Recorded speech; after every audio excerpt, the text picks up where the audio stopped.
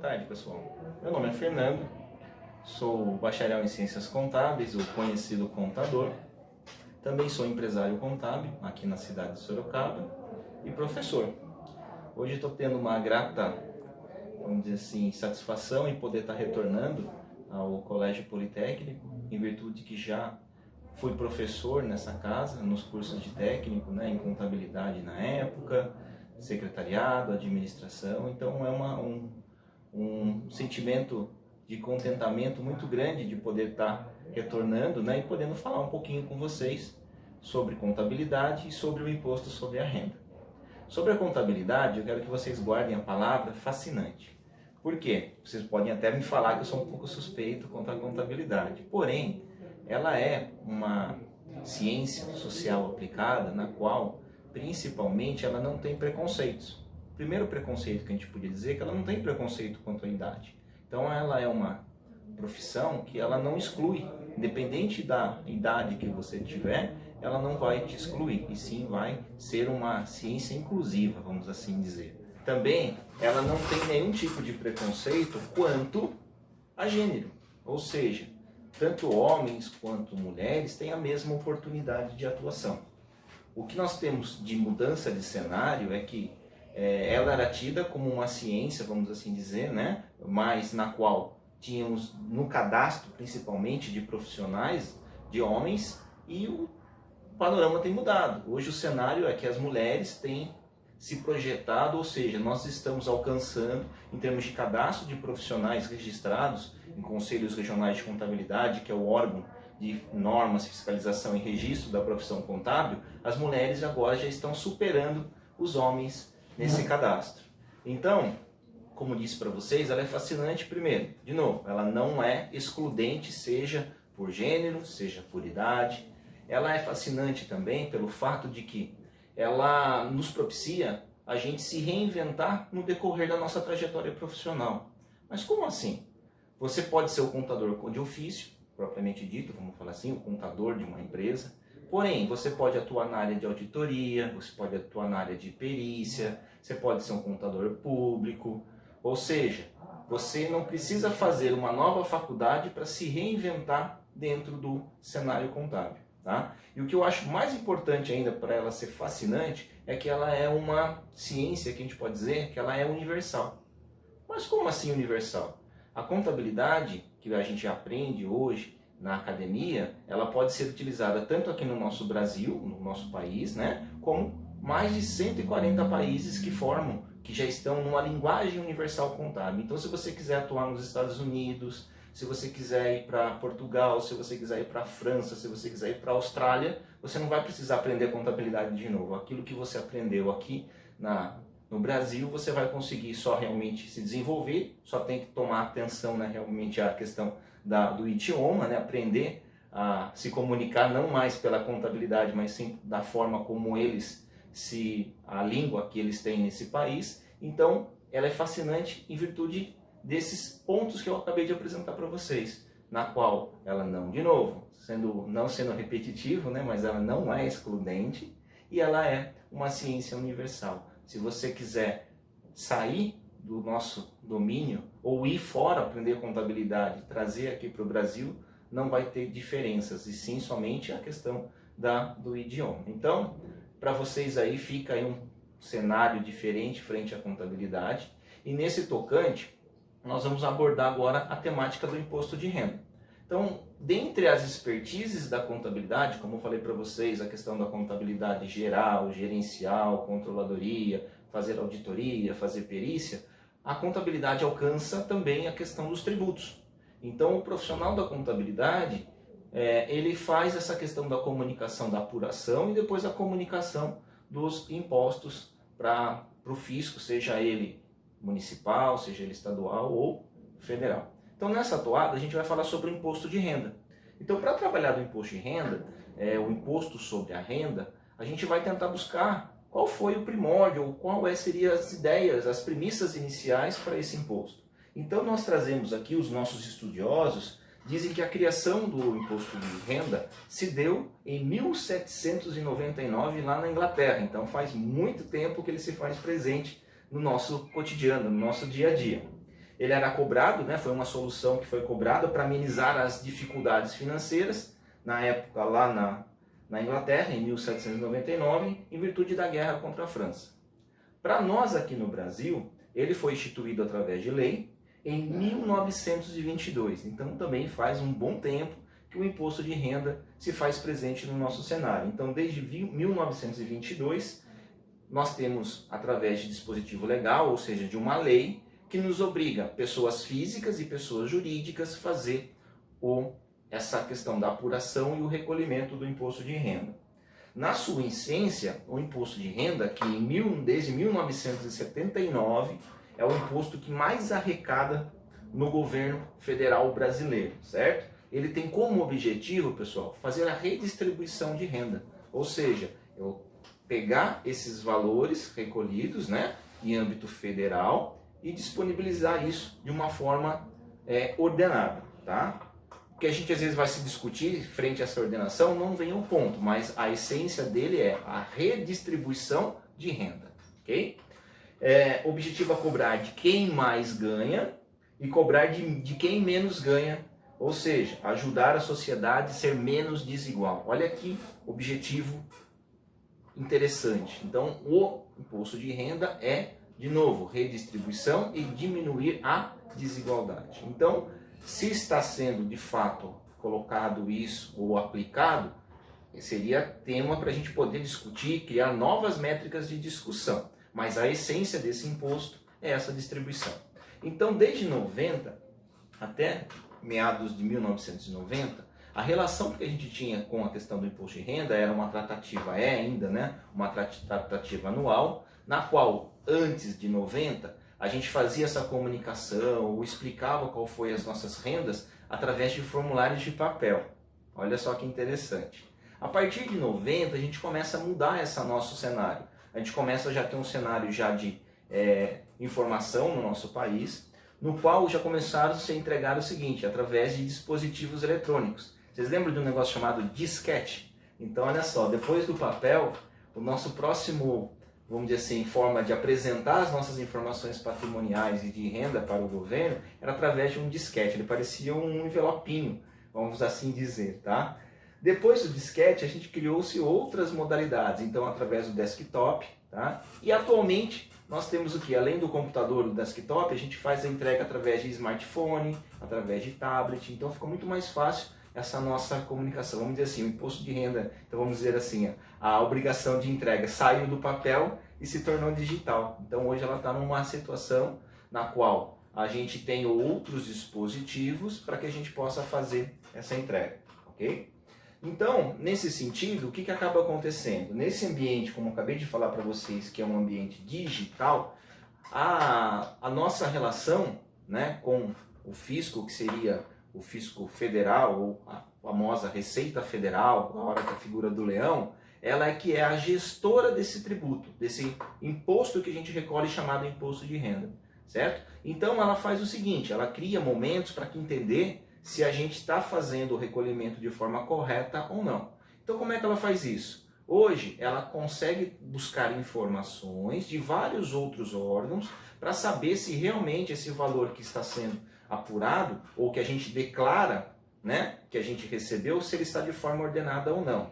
Como exemplo, ele vai buscar as informações financeiras. Então os bancos, eles informam a Receita Federal qual foi o volume de receita ou volume de dinheiro que entrou nas nossas contas bancárias, ok? Os cartórios de registro de imóveis, eles declaram também, ou eles informam a Receita Federal a movimentação, os negócios que foram feitos de compra e venda de imóveis. Então ele já tem uma informação, um banco de dados, a Receita Federal já tem uma informação que ela cruza com a nossa declaração de imposto de renda pessoa física para saber se estão realmente, as informações estão coerentes. E aí se não estiverem de forma ordenadas, dá o que a gente chama de malha fina, ou seja, um outro momento para que a gente possa informar ao fisco, né, qual foram essas inconsistências que ele apontou. Mas entendendo então agora um pouquinho do porquê a gente estaria discutindo sobre o imposto de renda. Nós temos duas situações. Uma situação que a gente é obrigado a fazer essa informação ou prestar essas informações, Ou seja, então quando que eu tenho que fazer essa entrega? Então vamos colocar aqui com valores aproximados, ok? Quando no ano calendário, ou seja, quando fecha de janeiro a dezembro de um ano, a gente tiver no nosso CPF, vamos falar assim, olhando para a ótica, né, dos CPF das pessoas físicas e não da pessoa jurídica, então a nossa abordagem agora vai ser as pessoas físicas. Olha só, se dentre esse calendário, ou seja, desses 12 meses, a gente tiver o quê? Um valor superior, vou arredondando, tá? Um pouquinho para baixo, superior a 28 mil reais. Então, se eu tivesse renda superior a 28 mil reais, eu teria a obrigação de declarar o imposto de renda. Se eu tiver rendimentos isentos, o que é isso? Por exemplo, eu sou sócio de uma empresa, a empresa me gerou lucro. Se ela me distribuir esses meus lucros e ele for superior a 40 mil reais, então eu já sou obrigado a fazer o imposto de renda. Se eu desenvolvo atividade rural e eu tiver também, dentre esse ano calendário, rendimento superior a 142 mil reais, eu estaria obrigado a fazer a declaração do imposto de renda. E aí também, por fim aqui, uma das situações é, se você tem patrimônio, ou seja, carro, participação em empresa, imóveis, conta em banco, ou seja, se esse montante ele for superior a 300 mil reais, aí já dá a obrigação da gente fazer a declaração de imposto de renda, ok? Mas independente disso, é só obrigado que tem que fazer a declaração de imposto de renda? Não. A declaração do imposto de renda ou essa apresentação dessa evolução de renda, dessa evolução de patrimônio, ela é facultativa. Então tem de novo as que são obrigadas, mas a gente pode, qualquer CPF, independente, né, se tenha meses de vida ou anos de vida, ele pode fazer a sua apresentação da sua evolução.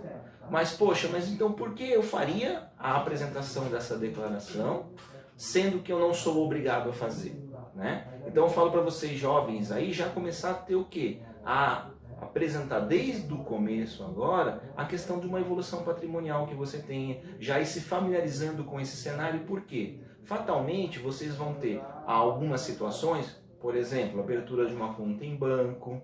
Se vocês quiserem fazer o quê? Às vezes um intercâmbio, alguma coisa nesse sentido, você vai precisar passar por um consulado, ou seja, você vai precisar apresentar a sua declaração de renda.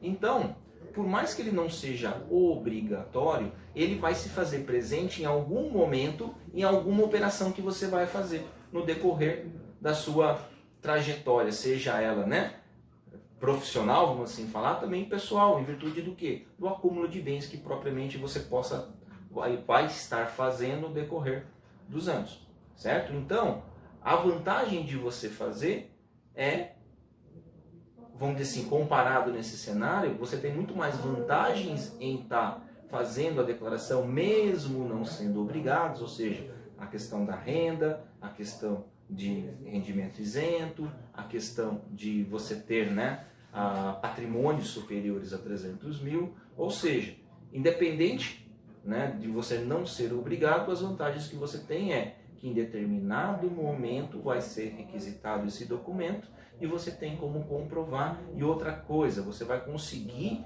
já desde jovem, vamos assim falar, desde o início, você já conseguir de novo, né, todo ano você já recompondo o seu patrimônio. Às vezes você pode não ter renda ou ter uma renda ser inferior àquela obrigada, mas você começa a mostrar ou demonstrar a questão de você ter esse seu, vamos falar assim, né? Esse seu controle de como você, vamos dizer assim, como você tem essa sua trajetória ou a sua evolução financeira e patrimonial, ok? Então, nesse sentido, como é que eu faço para que eu possa criar esse ambiente e apresentar essas informações para a Receita Federal e esse documento, depois que eu apresentar para a Receita Federal, ser um documento oficial que eu possa ter alguma situação, que eu possa ter que apresentar, como exemplo, uma conta de banco, a hora que você for fazer um intercâmbio, certo? Então vamos lá, como é que você vai fazer isso? Então, para você fazer a declaração de imposto de renda, você vai acessar o site da Receita Federal, ok? Então, Posteriormente vai aparecer aqui os dados do site da Receita Federal. Você vai acessar os dados e você vai lá no campo de downloads, ok? Então no campo de downloads você vai fazer o quê? A opção para onde você vai direcionar ou como você vai fazer essa declaração. Como já dito, você vai poder baixar ela através no seu desktop, no seu computador, para fazer a declaração. Você vai poder baixar ela no seu smartphone ou no tablet. E aí o que você vai encontrar depois que você fizer vamos falar assim, baixar, né, o programa do imposto de renda? Ele vai ser apartado em blocos, vamos assim dizer, tá? Na primeira situação que você vai colocar é a identificação do contribuinte. Então ali você vai colocar o quê? Vai colocar os seus dados, seu nome, seu CPF, ok? Vai colocar o seu endereço, a sua ocupação, ok? Então você vai fazer a sua identificação. Vai vir um segundo bloco que chama de rendimentos tributários. Então se você trabalhar em alguma situação na qual você receba um valor, ou seja, se você estiver trabalhando numa empresa, você recebe o que a gente chama de salário. Então você vai informar esse rendimento, desse salário que você recebeu durante o ano, tá? Não precisa ficar preocupado de você ficar anotando, né, todos os meses, ou pegar os olerites que você teve, né, se você estiver atuando ou trabalhando, né, para anotar. Esses documentos servem como referencial, mas todo final de ano as empresas encerram, no começo do ano que vem elas dão um documento chamado informe de rendimentos, que aí você vai pegar o que está nesse informe e transcrever nesse segundo bloco de informações chamado rendimentos tributáveis, ok? Depois disso vem os rendimentos que a gente chama de rendimentos isentos. Como que são rendimentos isentos? Por exemplo, você teve lá a questão de caderneta de poupança. Então a gente pegou o dinheiro, colocou numa aplicação que é de senso comum nossa, né? Lá na poupança, a poupança ela rendeu pra gente um valor. Então esse valor que ele rendeu, ele é um rendimento isento. Então você vai lançar nesse bloco. Se você for um sócio de uma companhia ou de uma empresa, a empresa vai distribuir lucros. Então você vai informar quanto que você recebeu de lucro dessa empresa, ok? Então nesse bloco de rendimentos isentos.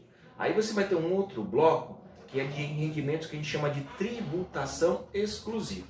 O que tem nesses rendimentos de tributação exclusiva? Aí a gente tem a questão, por exemplo, aplicações financeiras, né? Então aplicações tipo CDB, RDB, os rendimentos que a gente tem com essas aplicações a gente vai colocar aqui, PLR, então na parte de distribuição de lucros e resultados, ou seja, parte do lucro que a companhia lá obtém durante o decorrer, né, de um ano, ela faz essa distribuição, entra nesse rendimentos sujeito à tributação exclusiva. Outro ponto que vai entrar aqui também é a questão de ações. Então, quando você, pessoa física, investe em ações. E aqui também tem o feixe, que está se falando muito, a questão das criptomoedas, ou seja, das moedas digitais também. Então, todos os rendimentos, todas essas informações que a gente tem frente a esses rendimentos que eu acabei de explicitar para vocês, a gente informa nesse campo de rendimentos de tributação exclusiva, ok? Esses são os três feixes principais, né? Vamos falar assim em termos de renda ou de recebimento. Aí nós vamos para a questão dos pagamentos. Então nós vamos ter um feixe onde a gente vai informar o que a gente pagou de plano de saúde, o que a gente pagou para a questão de educação, ou seja, as escolas, não é isso? Aí a gente pode colocar também, dependendo da situação, pensão alimentícia. Então vai vir todos os pagamentos que a gente fez no decorrer do ano, né? A gente vai descrever nesse campo de pagamentos que a gente tem, né, à disposição, tá? Só fica um detalhe que a gente vai entender essa questão dos pagamentos também, que ele pode ser utilizado de uma outra, além da gente fazer a descrição, se a gente tem utilização deles ou não, ok? Então, feixes de identificação, nós vamos ter um feixe de rendimentos, né, tributável, isentos, tributação exclusiva, nós vamos ter a questão dos pagamentos e nós vamos ter a questão da aba de bens e direitos, ok? Nessa aba de bens e direitos, o que nós vamos colocar ali, né? A gente vai colocar saldo em banco que a gente tenha, seja em conta corrente, conta poupança, A gente vai colocar se porventura a gente tiver participação em empresa. E o que é comum? A gente vai colocar lá se a gente tem imóveis, se a gente tem a questão de carro, tá? O interessante é que no decorrer dos anos, a gente tem que colocar cada vez mais as informações, né, pormenorizadas ou aprofundadas de cada item que a gente tem em termos de bens, por exemplo. Vamos falar o seguinte, da questão do imóvel. Então a gente tem que dizer, né, o registro desse imóvel, onde ele está registrado, a área de ocupação desse imóvel. Ou seja, a gente vai ter que fazer, além da descrição, os registros, né, legais desse imóvel, do veículo, tá? Então a gente tem que fazer toda essa descrição e vai colocar todos esses bens, apresentar todos esses bens que a gente tem no decorrer, né, de um período. Fazendo aqui uma aspas, eu falei para vocês dos rendimentos tributáveis. Além daqueles que trabalham assalariado, nós temos as pessoas que são autônomas, ok? Então, nos autônomos, por exemplo, a gente vai lá o jardineiro, a cabeleireira, né?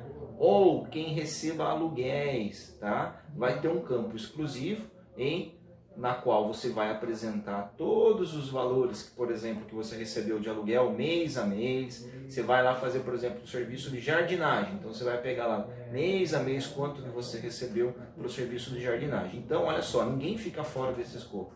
Seja então as pessoas que são regidas pela CLT, ou seja, que tem os rendimentos, na qual vem aquele papelzinho que eu falei para vocês no final, que é o tal do informe de rendimentos, como também os profissionais autônomos. Eles vão ter a aba própria para fazer o preenchimento dessas informações, ok? Então, olha só, já falamos a questão da identificação do contribuinte, já falamos da questão dos feixes de rendimentos, né? Seja eles de forma tributado, isento ou tributação exclusiva. Falamos dos pagamentos e do feixe de bens e direitos, ok? Apresentando essas informações, a gente vai para o final, que é o quê? O fechamento da declaração. Esse fechamento da declaração, ele vai fazer o quê? O cálculo do imposto. Isso é feito automaticamente, ok? Então, no cálculo do imposto, nesse fechamento, ele vai ter como se fosse um menu do lado esquerdo, que vai abrir o que eu falei para vocês, identificação, rendimentos. Nesse menu vai ter um resumo do cálculo. E lá ele vai mostrar para a gente duas modalidades. O que que a gente chama hoje de simplificada e deduções legais. Então, como é isso? Na simplificada, o governo ele cria ou ele dá para a gente um desconto para a gente fazer o confronto frente ao rendimento que a gente teve, ok? Que a gente chama de deduções legais, ele vai dizer o seguinte: frente ao que a gente teve de renda, ele vai abater, por exemplo, escola, plano médico, odontológico, ou seja, todos aqueles gastos, né, que a gente teve, que em tese, né, teria que ser suplantado pelo imposto de renda, por aquilo que a gente já vem pagando. Então, esses são despesas que a gente chama de despesas dedutíveis, ok? Então, ele vai apresentar essas duas modalidades para a gente. Fechando a declaração, a gente vai ter o quê? A apresentação do valor simplificado e do valor com deduções legais. Então, a gente tem que estar atento o quê? Analisar qual é a melhor opção. Qual é a melhor opção, então? É a melhor opção olhando na métrica do pagamento do imposto, ou seja, a hora que eu tive a receita, confrontei com o que eu já paguei de imposto, ou seja, deu um saldo ainda de imposto a recolher. Nesse saldo de imposto a recolher, ou seja, eu vou ver qual é a melhor modalidade para mim, se é usar o desconto, vamos falar assim, do governo, ou frente àquilo que eu já fiz de pagamento no decorrer do ano, ok? Legal. No imposto de renda a restituir, que é como? Quando se dá o imposto de renda a restituir? Eu fiz a questão do recebimento de receitas, eu tenho a questão dos rendimentos, paguei o imposto no decorrer do período, no decorrer do ano, certo? E aí, por essa apuração final, diz que eu paguei mais imposto do que eu devia, vamos falar assim, tá? Então, aí que nasce o imposto a restituir. Ou seja, o governo vai devolver esse valor, vamos falar assim, de excesso de imposto que você pagou no decorrer do ano, ok? Então, fiquem atentos. Porque a partir do momento que você fechar a sua declaração, escolher a sua modalidade e entregar, se der algum problema, você não pode mais alterar essa modalidade de simplificada ou das deduções legais, ok? Então a gente já falou o processo e a finalização. O que eu quero deixar também agora para vocês bem claro nesse sentido, que além dessa apuração, a gente tem uma situação que a gente pode escolher para onde vai parte do nosso imposto que a gente está declarando nessa declaração, certo? Chama-se destinação do imposto de renda. Pouca gente sabe, mas eu quero que vocês propaguem essa informação.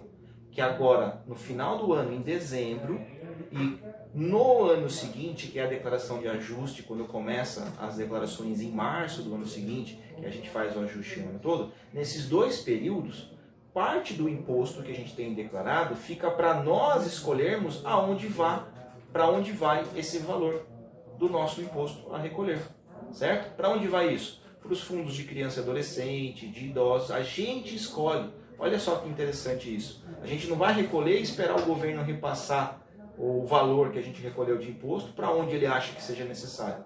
Nesse momento a gente pode fazer uma escolha. Então, a partir do momento que a gente tem essa disciplina de fazer a declaração, a gente também pode ter agora, exercer essa condição de que eu quero parte daquilo que eu vou, a totalidade a gente não consegue, mas parte daquilo que a gente tem ali de imposto, a gente pode estar ajudando pessoas que são próximas a nós aqui, no nosso município, principalmente no nosso município ou nas cidades, na nossa mediação aqui, mas fica, de novo, olha que interessante, fica a nosso cargo fazer essa destinação. Então eu sei que pode, às vezes, a gente pode se sentir, na questão do direito, falar, oxa, eu não quero não quero pensar para onde vá. Mas exercita essa questão, ajude quem está mais próximo de você, tá ok? Ou aquelas, vamos dizer assim, naqueles fundos que você acredita que realmente desenvolvam um bom projeto, um bom trabalho. Isso não dá malha fina, o pessoal às vezes acha que isso aí vai dar problema com a receita, não dá. Porque essas instituições hoje, elas já estão, de fato, vamos dizer assim, legalizadas, estruturadas. Então exerça essa condição de você poder dizer para onde vai esse seu valor de recolhimento de imposto, ok? Então, pessoal, agradeço muito a oportunidade, muito contente de poder fazer esse bate-papo com vocês, de trazer algumas informações para vocês. Desejo sucesso e fico à disposição para aquilo que for necessário, para novos bate-papos, para novas conversas com vocês. Muito obrigado.